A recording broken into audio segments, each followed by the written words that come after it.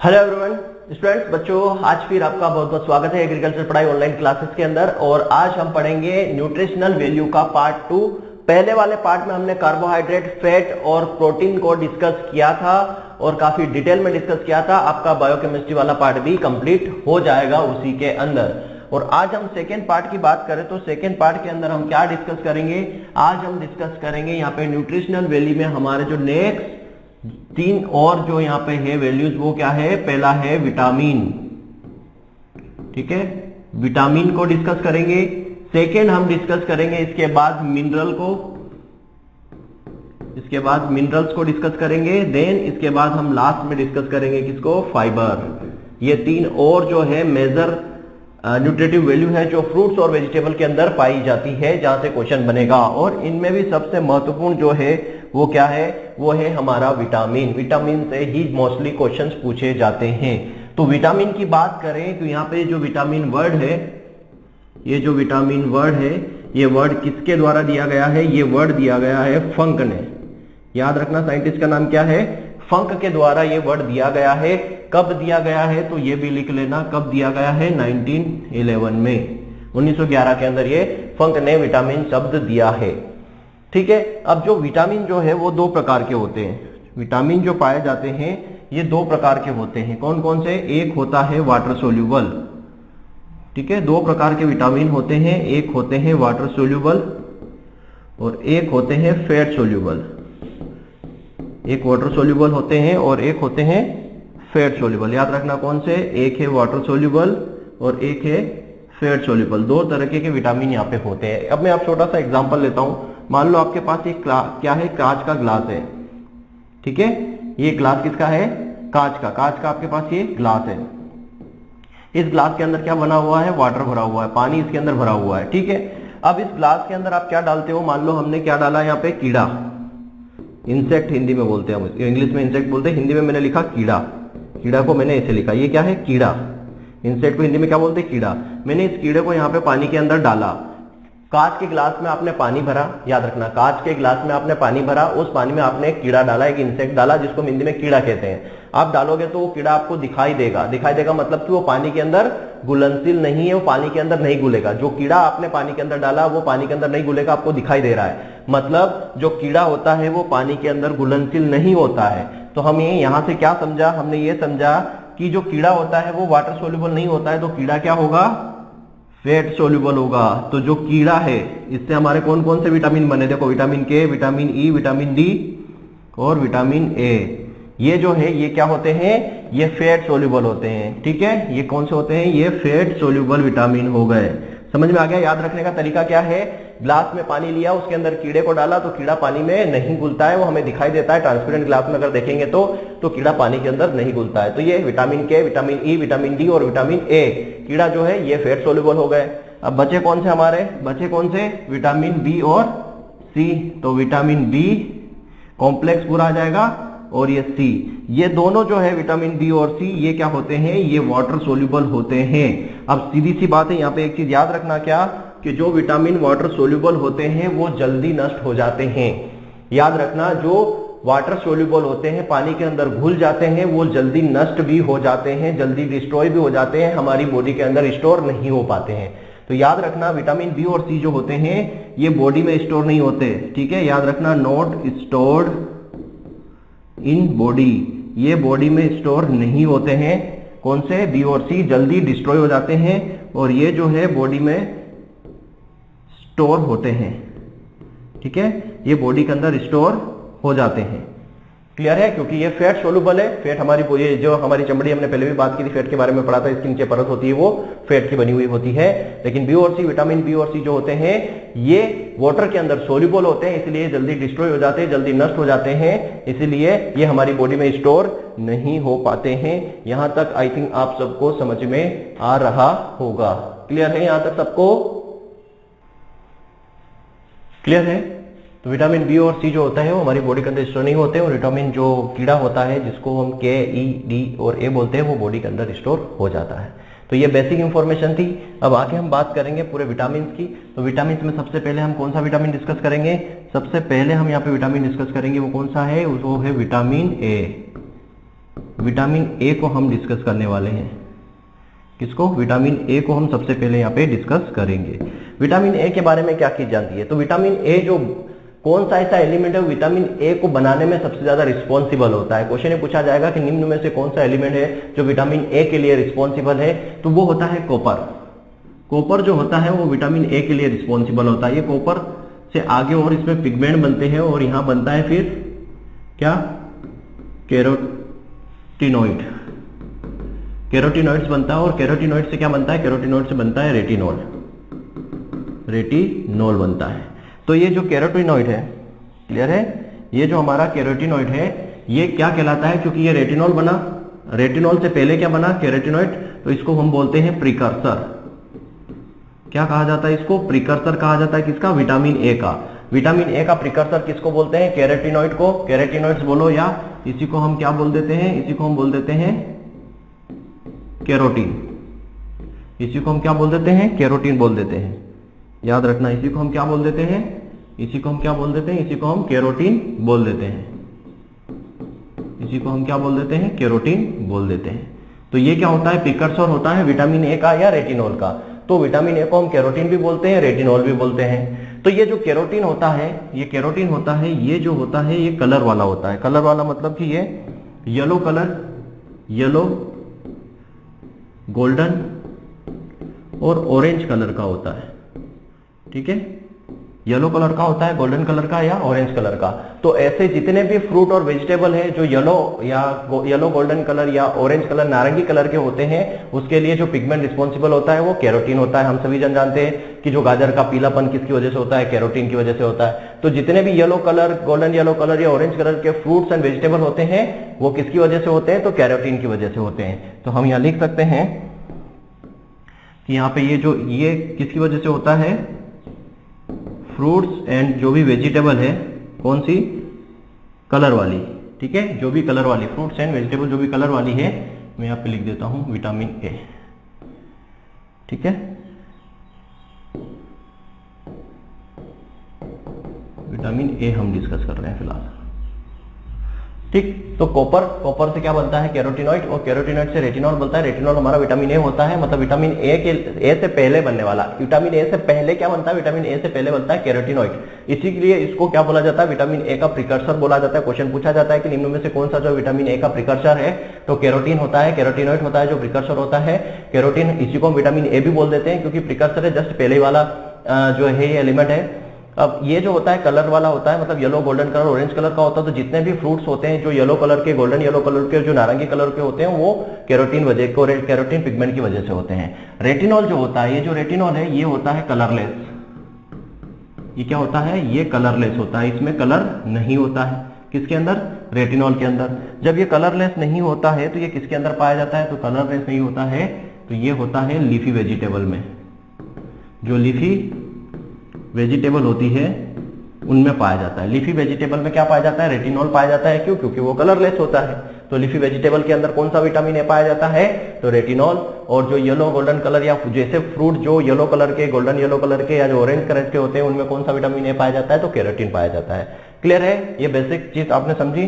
Second हम बात करेंगे कि डिफिशियंसी, विटामिन की जो डिफिशियंसी है उससे कौन सी डिजीज होती है? विटामिन की डिफिशियंसी से, विटामिन की कमी से कौन से रोग होते हैं उसके बारे में बात करते हैं। तो विटामिन की डिफिशियंसी से कौन से रोग होते हैं बच्चों? तो सबसे पहला तो यहां पे आता है नाइट ब्लाइंडनेस। नाइट ब्लाइंडनेस, ठीक है। नाइट ब्लाइंडनेस मतलब शाम की 6 बजे के बाद, सूरज ढलने के बाद दिखना बंद हो जाता है और सुबह जब तक सूरज नहीं उगता तब तक दिखाई नहीं देता है। एक मूवी थी कादर खान की, शायद आपने देखी होगी, है ना। उसमें कादर खान को शाम की 6 बजे के बाद सूरज जैसे ढलते है उसके बाद दिखना बंद हो जाता है, और जैसे सुबह सूरज उगता है दिखना शुरू हो जाता है। तो वो यही बीमारी थी, नाइट ब्लाइंडनेस, ठीक है। रात में दिखाई नहीं देता, दिन में दिखाई देता है। सेकेंड बात करते हैं इसमें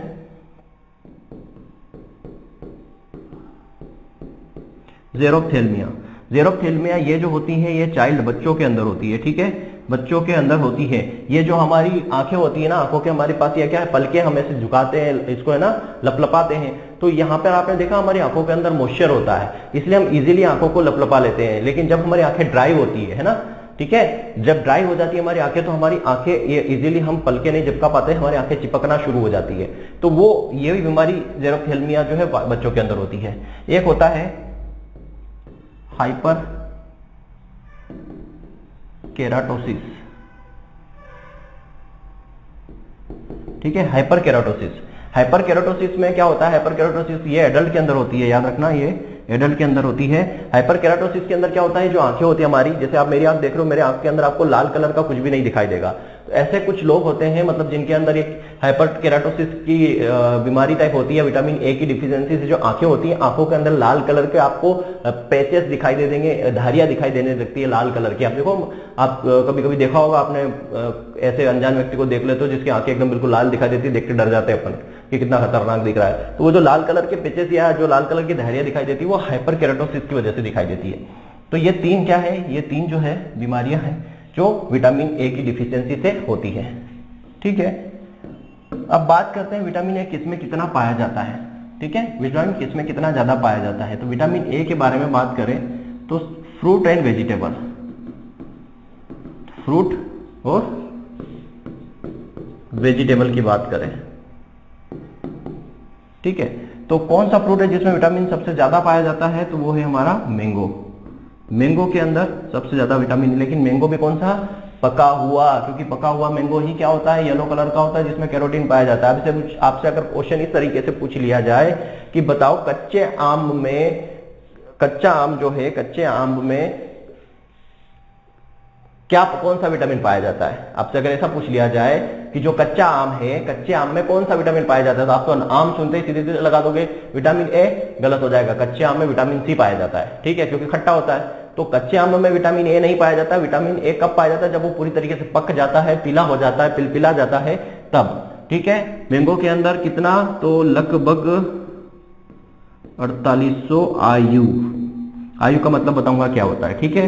सेकेंड नंबर पर है हमारा केरी का पप्पा, केरी का पपाया, ठीक है, ये कितना होता है 2200 आयु, ठीक है। ये फ्रूट्स के अंदर पाए जाते हैं। वेजिटेबल की अगर बात करूं तो वेजिटेबल में आ जाएगा बथुआ लीव्स, बथुआ लीव्स, बथुआ की पत्तियां, और सेकेंड आता है हमारा कोलोकासिया, कोलोकेसिया की जो लीव्स होती है उसके अंदर, ठीक है। जो बथुआ की लीव्स होती है उसके अंदर लगभग 11300 आयु, और इसमें लगभग 10278 आयु। आयु का मतलब होता है इंटरनेशनल यूनिट। आयु का मतलब क्या होता है, आयु का मतलब होता है इंटरनेशनल यूनिट, और एक इंटरनेशनल यूनिट बराबर होता है 0.003 मिलीग्राम। ये भी याद रख लेना, क्लियर, ठीक है। अगर आपसे पूछा जाए कि विटामिन ए का सबसे अच्छा स्रोत कौन सा है, ऐसा कौन सा सोर्स है जो विटामिन ए का बेस्ट सोर्स माना जाता है, तो याद रखना यहां पे best source of vitamin A, तो वो कौन है, वो है कैरोट। कौन है, कैरोट, मतलब गाजर जो है वो विटामिन ए का सबसे अच्छा स्रोत है, ठीक है। आप मैंगो मत लगाना, देखो क्यों, क्योंकि अगर आपसे कोई भी ये पूछे कि यार मेरे को चश्मा लगा हुआ है, नंबर है, मेरे को क्या खाना चाहिए, तो आपको जनरली क्या बोलेंगे, आप गाजर खाओ, क्योंकि गाजर से हमारी आंखें अच्छी हो जाती है ना। जनरली आपने यही सुना होगा। ऐसा ही होता है, क्यों, क्योंकि हम मैंगो ज्यादा नहीं खा सकते। मैंगो ज्यादा खाने से आपको क्या दिक्कत हो सकती है, आपके मुंह में छाले हो जाएंगे, चेप वगैरह लग जाएगा चेहरे पे। पपाया ज्यादा खाने से दस्त लग सकती है, ठीक है। इसीलिए जो, और पर यूनिट जो प्रोडक्शन की बात करें ना, वो भी गाजर का ज्यादा होता है। मतलब मैंगो में सबसे ज्यादा विटामिन ए पाया जाता है, लेकिन अगर मैं बात करूं per unit production of vitamin A किसमें होता है, तो वो भी कैरोट में ही होता है। कैरोट के अंदर ही मैक्सिमम जो है विटामिन का प्रोडक्शन होता है, वो कैरोट के अंदर ही होता है। पाया कितना जाता है, लगभग 3775 के आसपास आयु पाया जाता है। पाया कितना जाता है गाजर के अंदर विटामिन ए, तो लगभग 3740-45 के आयु के समथिंग इतना पाया जाता है, 3700 के समथिंग पाया जाता है। लेकिन पर यूनिट की बात करो तो सबसे ज्यादा विटामिन ए गाजर में होता है, बेस्ट सोर्स कैरोट ही होता है, क्लियर है।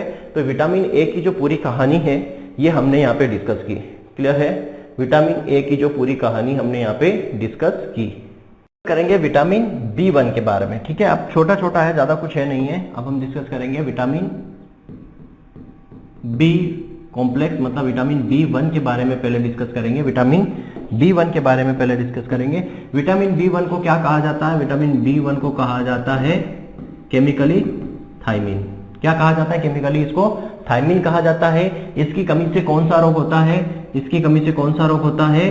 तो बेरी बेरी जो है इसकी कमी से रोग होता है, और ये हमारे डाइजेशन सिस्टम से जुड़ा हुआ है। मतलब विटामिन बी या most of the vitamin B जो है उनमें जो डिफिशियंसी होती है वो हमारे स्टमक से या हमारे डाइजेशन सिस्टम से जुड़ी होती है। तो विटामिन बी जो है, जिसको हम थायमिन कहते हैं, इसकी वजह से बेरी बेरी रोग हो जाता है।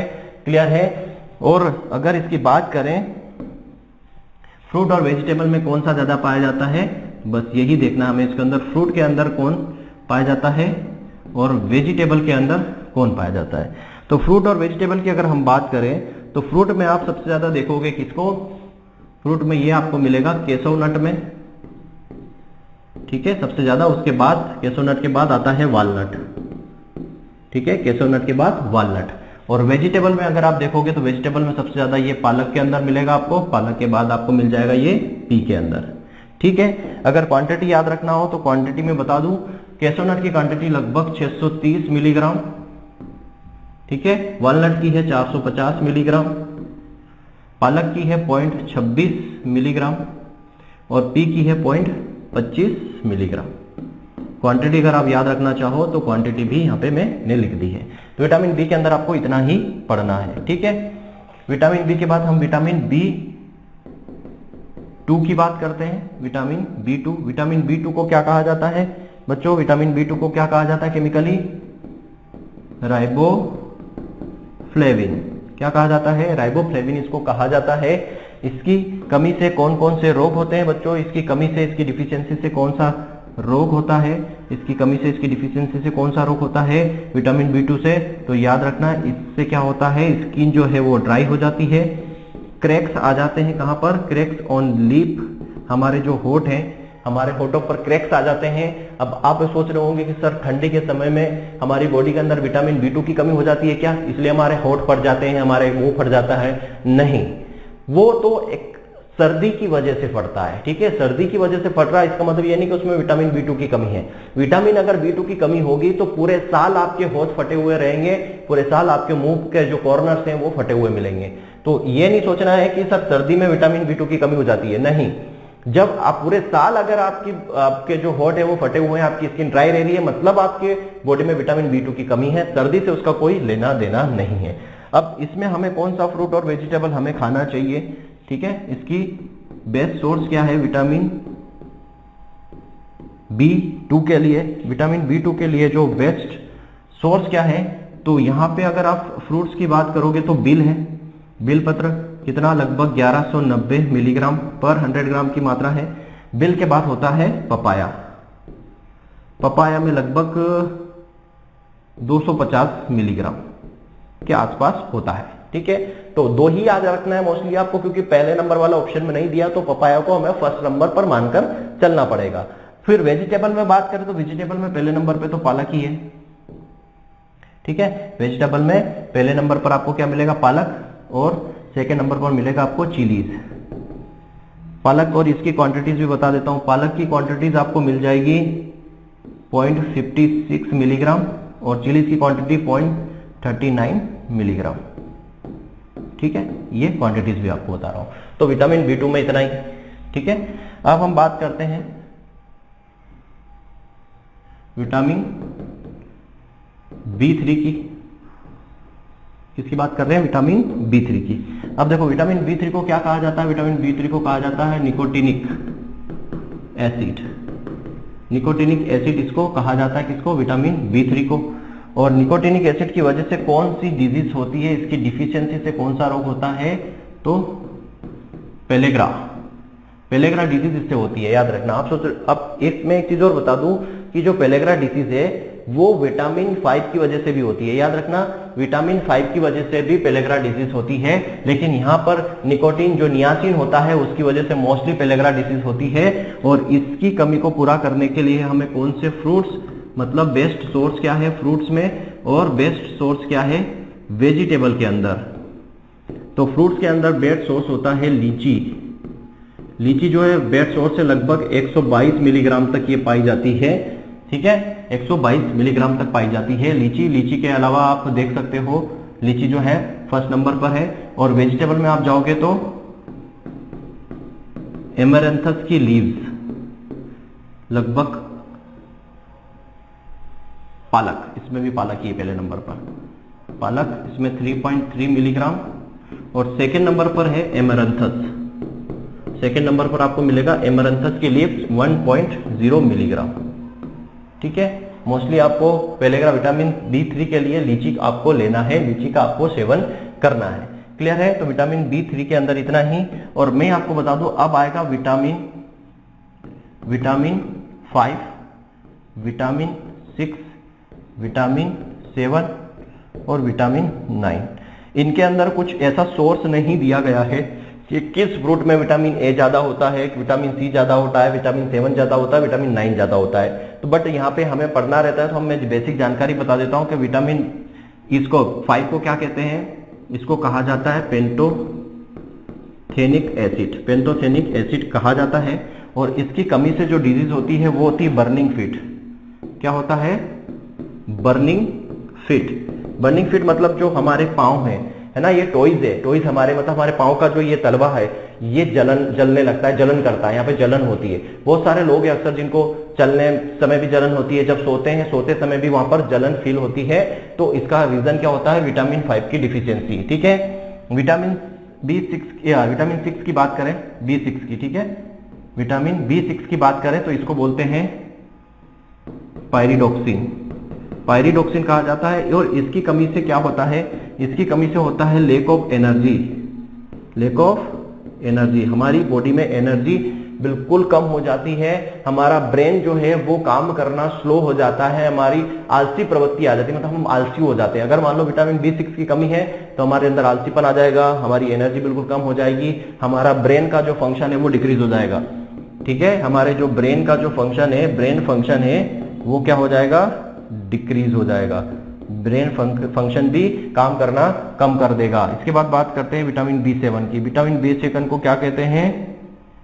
विटामिन B7 क्या नाम है? बायोटीन, बायोटीन इसको बोला जाता है। और इसकी कमी से कौन सा रोग होता है? तो इसकी कमी से रोग होता है हेयर लॉस, हेयर लॉस होता है। साथ में रेडनेस, रेडनेस आ जाती कहां पर? आइस के आसपास, आइस के जो हमारे आंखें, आंखों के चारों तरफ रेडनेस हो जाता है।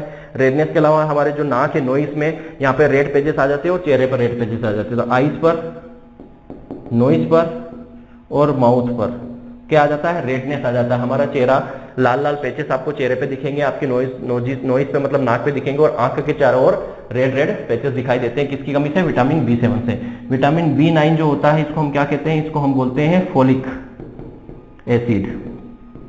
और फोलिक एसिड जो होता है ये किसके लिए इंपॉर्टेंट है? ये IMP होता है किसके लिए? वुमन के लिए, ठीक है, औरतों के लिए मोस्ट इंपॉर्टेंट है। क्यों? क्योंकि इनको जब प्रेगनेंसी के टाइम पे है ना, प्रेगनेंसी के टाइम पे इनको, या प्रेगनेंसी के 2 या 3 महीने पहले से इनको फोलिक एसिड की टेबलेट, कैल्शियम की टेबलेट दी जाती है। क्यों? क्योंकि डिलीवरी के टाइम पे बहुत सारे ब्लड लॉस होता है, और ब्लड लॉस होने की वजह से जो बीमारी होती है उसको ओवरकम करने के लिए फोलिक एसिड या विटामिन B9 दिया जाता है।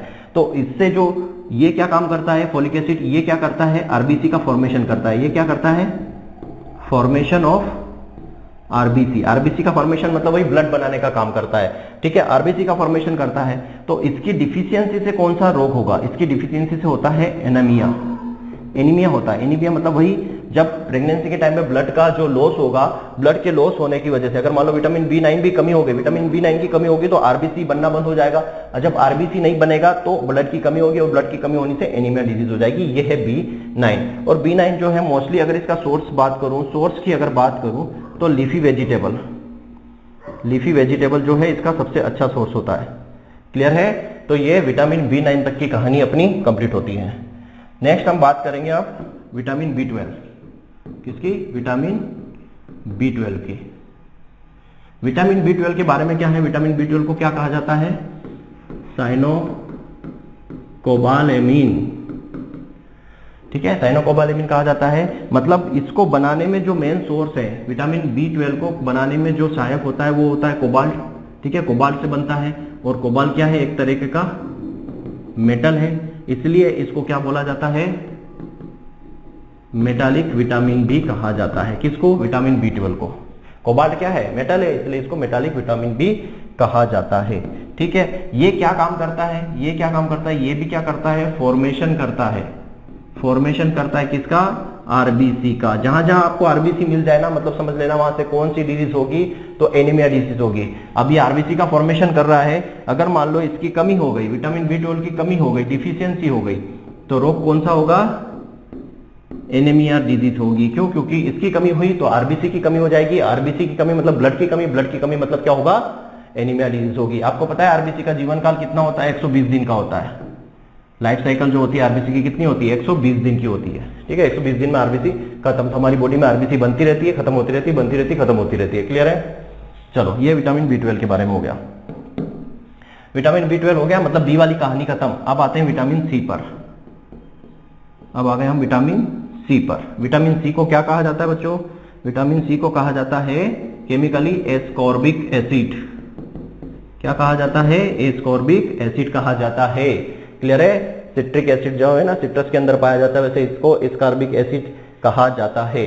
अब विटामिन सी की अगर मैं बात करूं तो जितने भी फ्रूट एंड वेजिटेबल है, 90% फ्रूट और वेजिटेबल में विटामिन सी पाया जाता है। याद रखना कितने, 90% फ्रूट और वेजिटेबल के अंदर विटामिन सी आपको मिलेगा। फ्रूट एंड वेजिटेबल में आपको क्या मिलेगा, विटामिन सी मिलेगा। 90% फ्रूट एंड वेजिटेबल में विटामिन सी मिलेगा। मतलब आप कह सकते हो कि विटामिन सी का सबसे बेहतरीन स्रोत जो है वो फ्रूट और वेजिटेबल ही है। क्लियर है। विटामिन सी जो होता है ये क्या होता है, हीट सेंसिटिव होता है। हीट सेंसिटिव होता है। हीट सेंसिटिव का मतलब क्या है कि भैया आपने 1 किलो टमाटर खरीदे, ठीक है, आपने 1 किलो टमाटर खरीदे, ठीक है, टमाटर में भी होता है विटामिन सी। आपने 1 किलो टमाटर खरीदे और बोला कि यार आज तो मैं पूरे पेट भर के विटामिन सी खाने वाला हूं। तो आप गए घर पे और आपने क्या किया, उससे टमाटर की सब्जी बनाई, है ना, बढ़िया टमाटर की अच्छी लची सब्जी बनाई, और सब्जी बनाकर खाई आपने, और बोला कि आज तो मैंने पूरा विटामिन सी खाया। लेकिन आपने विटामिन सी कुछ भी नहीं खाया, 0 विटामिन खाया। क्यों, क्योंकि वो हीट सेंसिटिव होता है। जैसे ही आपने उसको गर्म किया, उसको कुक किया, उसको पकाया, उसके अंदर विटामिन सी खत्म हो गया। ठीक है, तो इसको पकाने पर विटामिन सी वाले जो फ्रूट एंड वेजिटेबल होते हैं, जब हम इनको पकाते हैं, गर्म करते हैं, तो इनके अंदर विटामिन सी खत्म हो जाता है। क्यों, क्योंकि विटामिन सी जो है वो हीट सेंसिटिव होता है। क्लियर है। इसीलिए इसको क्या कहा जाता है, इसको एंटीऑक्सीडेंट भी कहा जाता है। एंटीऑक्सीडेंट विटामिन बी कहा जाता है। अब सोर्स की बात कर लेते हैं इसके, तो किस फ्रूट के अंदर ये सबसे ज्यादा पाया जाता है। तो देखो, फ्रूट्स के अंदर की बात करें तो सबसे ज्यादा ये पाया जाता है बारबाडोस चेरी के अंदर। कितना, लगभग 1400 मिलीग्राम। इसके बाद एनोला में, आंवला में कितना, 600 मिलीग्राम। कितना, 600 मिलीग्राम। लेकिन हमें जनरली क्वेश्चन क्या पूछा जाता है, आंवला का ही, कि भैया विटामिन सी का सबसे अच्छा स्रोत क्या होता है। तो ऑप्शन में बारबाडोस चेरी होता ही नहीं है, इसलिए आंवला को हमें टिक करके आना पड़ता है। आंवला को हम फर्स्ट मान लेते हैं। वेजिटेबल की बात करें, वेजिटेबल का सबसे अच्छा होता है ड्रमस्टिक लीव्स। ड्रमस्टिक की जो लीव्स होती है वो, और सेकंड पे आप बोलोगे तो सेकंड पे आ जाएगा, इसमें लगभग 250 मिलीग्राम होता है। सेकंड बोलो तो कोरिएंडर लीव्स, धनिया जो होता है उसके अंदर लगभग 135 मिलीग्राम तक पाया जाता है क्या, विटामिन सी। तो फ्रूट में बारबाडोस चेरी और आंवला, वेजिटेबल की बात करो ड्रमस्टिक लीव और कोरिएंडर की लीव, धनिया पत्ती। ठीक है, तो ये बात हो गई हमारी। क्लियर है विटामिन सी की। अब हम बात करेंगे किसकी, विटामिन डी। अब बात करेंगे हम विटामिन डी की। विटामिन डी को क्या कहा जाता है बच्चों, केमिकली विटामिन डी को कहा जाता है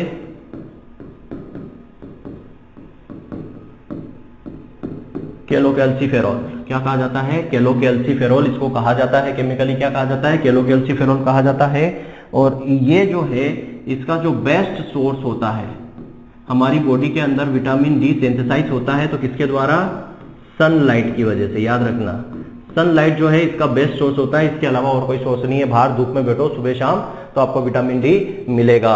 और विटामिन डी की डिफिशियंसी से, इसकी डिफिशियंसी की बात करें तो विटामिन डी की जो डिफिशियंसी है उससे कौन सा डिजीज होती है, कौन से रोग होते हैं? तो विटामिन डी की जो डिफिशियंसी है उससे रोग होता है रिकेट्स पहला, दूसरा होता है पिजन चेस्ट। पिजन चेस्ट ये किसके अंदर होता है? तो ये बच्चों के अंदर होता है। पिजन चेस्ट क्या होता है अभी बताऊंगा। किसके अंदर होता है? चाइल्ड के अंदर। देखो पिजन चेस्ट मतलब ये जो हमारी हड्डियां हैं, हड्डियां जो है विच कैल्शियम और फास्फोरस जनरली बनी होती है, कैल्शियम और फास्फोरस की बनी होती है। तो ये कैल्शियम और फास्फोरस मतलब ये कैल्शियम और फास्फोरस जो मिलता है मतलब विटामिन डी इसके लिए रिस्पॉन्सिबल होता है। मतलब जो कैल्शियम होता है हमारी बॉडी में, कैल्शियम को एब्जॉर्ब करने का काम कौन करता है? विटामिन डी करता है। अगर आपकी बॉडी में कैल्शियम है तो उसको एब्जॉर्ब कौन करेगा? विटामिन डी करेगा।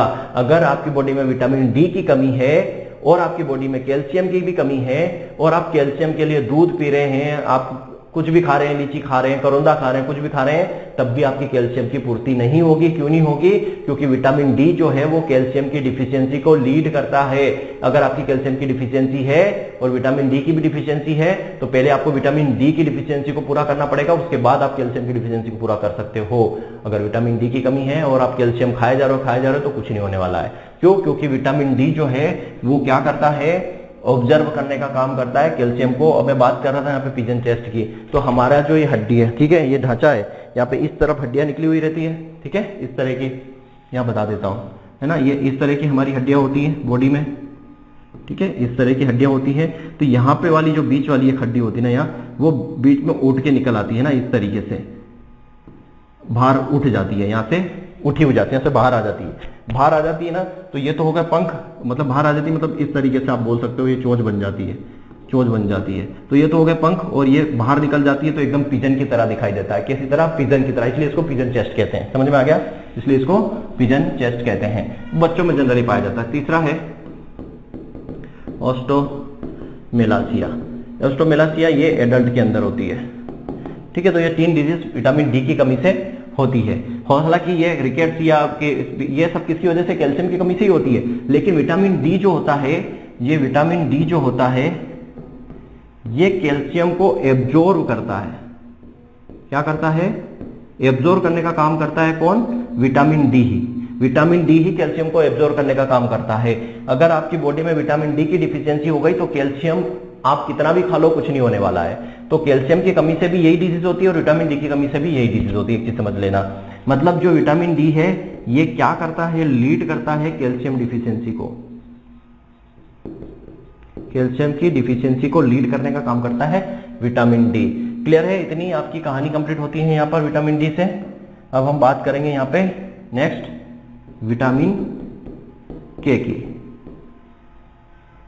ठीक है। विटामिन के को क्या कहते हैं? विटामिन के को कहते हैं फाइलोक्विनोन। इसको फाइलोक्विनोन कहा जाता है और इसका मेन काम क्या है? विटामिन के का मेन काम क्या है? ये रक्त का थक्का जो बनता है, रक्त का थक्का बनाने में सहायक है। जैसे मान लो आपको चोट लगी और यहाँ से ब्लड निकलना शुरू हो गया। अगर वो ब्लड निकलते जा रहा रुक नहीं रहा, मतलब आपकी बॉडी के अंदर विटामिन के की डिफिशियंसी है। क्यों? क्योंकि विटामिन बी जो के जो होता है वो क्या करता है? रक्त का थक्का जमाता है। जैसे हमारा ब्लड निकलेगा, थोड़ा सा निकलेगा, उसके बाद यहाँ पे ब्लड जम जाएगा। वो क्यों जमता है? इसी विटामिन के की वजह से जमता है। तो ये क्या काम करता है? ये ब्लड कोगुलेशन में हेल्प करता है।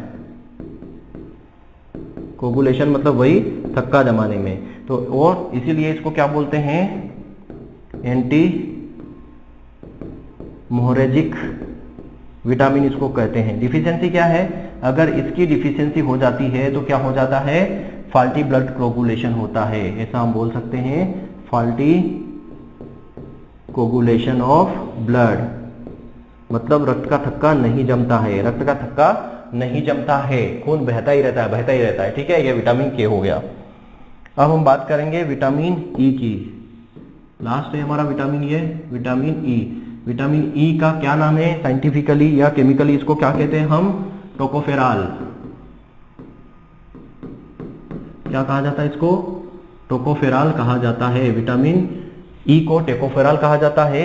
और ये क्या, इसकी वजह से कौन सी डिफिशियंसी होती है, मतलब इसकी डिफिशियंसी से क्या होती है, स्टेरिलिटी आ जाती है। और वो किसके अंदर, वुमेन के अंदर, महिलाओं के अंदर स्टेरिलिटी इस विटामिन ई की डिफिशियंसी से आती है। इसलिए उनको विटामिन ई खाने की सलाह दी जाती है। और विटामिन ई को ही क्या कहा जाता है, एंटी स्टेरिलिटी विटामिन कहा जाता है। एंटी स्टेरिलिटी विटामिन इसको कहा जाता है। और इसके बारे में बता दूं तो विटामिन ई जो है सबसे ज्यादा जो है वो किसके अंदर पाया जाता है, स्वीट कॉर्न के अंदर सबसे ज्यादा पाया जाता है विटामिन ई। और उसके बाद जो ऑयल सीड क्रॉप है हमारी, उनके अंदर विटामिन ई अच्छा खासा पाया जाता है। तो ये कहानी हमारी विटामिन से रिलेटेड सारी कंप्लीट होती है। बच्चों विटामिन पूरा पढ़ा हमने, हॉर्टिकल्चर पॉइंट ऑफ व्यू से भी और केमिस्ट्री पॉइंट ऑफ व्यू से भी, बायोकेमिस्ट्री पॉइंट ऑफ व्यू से भी पढ़ लिया। क्लियर है, ये हमारा यहाँ पे विटामिन कंप्लीट होता है। अब हम बात करते हैं मिनरल की, ठीक है। अब हम बात करेंगे किसकी, मिनरल्स की। तो मिनरल्स में सबसे पहले हम बात करें, मिनरल्स में मैं 3 चीजों का डिस्कशन यहाँ पे करूंगा आपके साथ से। 3, पहला करूंगा मैं कैल्शियम का, फिर आपके साथ करूंगा फास्फोरस का, और फिर आपके साथ डिस्कशन होगा आयरन का। इसके अलावा और भी है, देखो पोटेशियम होता है, आयोडीन होता है, सोडियम होता है, सेलेनियम होता है। लेकिन पोटेशियम के बारे में बता दूंगा कि ये सबसे ज्यादा स्पेनिश पालक के अंदर पाया जाता है। आयोडीन ओनियन के अंदर, ओनियन गार्लिक इनके अंदर पाया जाता है। आयोडीन की वजह से जो डिफिशियंसी होती है वो गोइटर डिजीज होती है। लेकिन अब जो है हमारे इंडिया के अंदर, जब से भारत सरकार ने ये बोला है कि जो नमक है हमारे इंडिया का, उसके अंदर आयोडीन होना जरूरी है, कंपलसरी कर दिया, मैंडेटरी कर दिया, तब से आयोडीन की कमी से जो गोइटर डिजीज होती है वो अब नहीं होती है। तो इतना ज्यादा इंपॉर्टेंट नहीं है, ठीक है। और सोडियम और सेलेनियम भी क्या है, इंपॉर्टेंट है हमारे पॉइंट ऑफ व्यू से। तो हम यहाँ पे मेन डिस्कस करेंगे 3, कैल्शियम, फास्फोरस और आयरन। कैल्शियम के बारे में बात करें तो कैल्शियम जो है क्या काम करता है, ये जो कैल्शियम है, अभी हमने बोला यहाँ पे कैल्शियम जो है वो क्या काम करता है।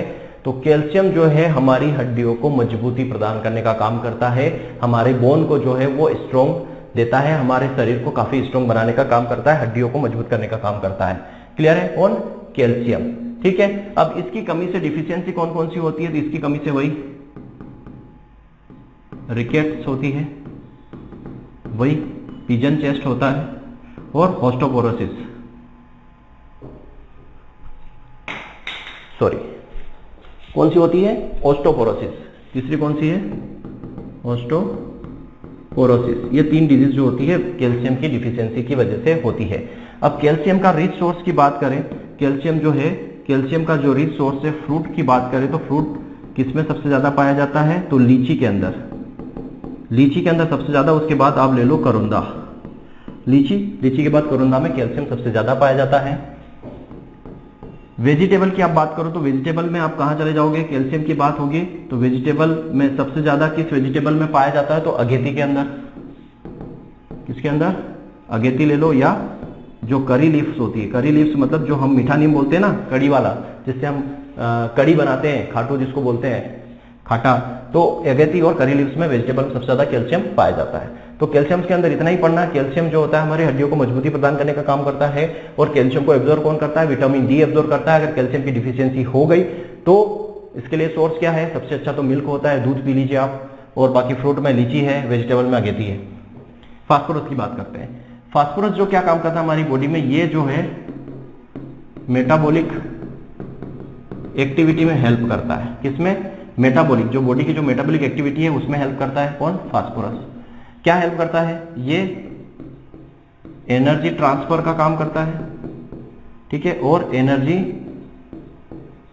डेवलपमेंट का काम करता है। क्लियर है, एनर्जी ट्रांसफर का काम भी करता है, एनर्जी डेवलपमेंट का काम भी ये करता है। और फास्फोरस को मैंने बोला ना, अपने हड्डियों के लिए कैल्शियम के साथ साथ फास्फोरस की जरूरत पड़ती है। क्यों, क्योंकि देखो कैल्शियम हमारी हड्डी को मजबूत बनाता है, एकदम स्ट्रॉन्ग बनाता है। तो यहाँ पे फास्फोरस क्या काम करता है, फास्फोरस हमारी हड्डियों को इलास्टिक नेचर, मतलब इलास्टिक मतलब थोड़ा सा लचीला बनाता है, ताकि आसानी से टूटे ना। नहीं तो पड़ा एक लठ पड़ा और हमारी हड्डी टूट गई, एक्सीडेंट हुआ और हड्डियां चूर हो गई।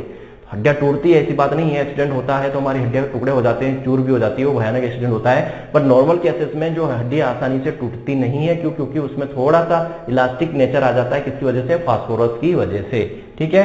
तो यह हमारी हड्डियों को क्या, इलास्टिक नेचर प्रोवाइड भी करता है।